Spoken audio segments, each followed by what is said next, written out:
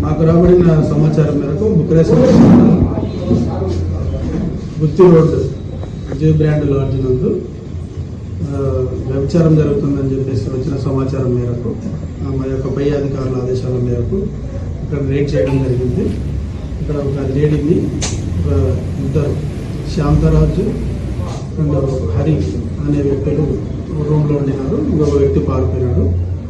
Lady Vanaja అనే ఆమె బయట భీమవరం నుంచి ఇక్కడికి తీసుకొని వచ్చి వాళ్ళు ప్రాస్టిట్యూట్ చేస్తున్నట్టు సమాచారం. దాని మీద రైడ్ చేసి వాళ్ళని అరెస్ట్ చేయడం జరిగింది.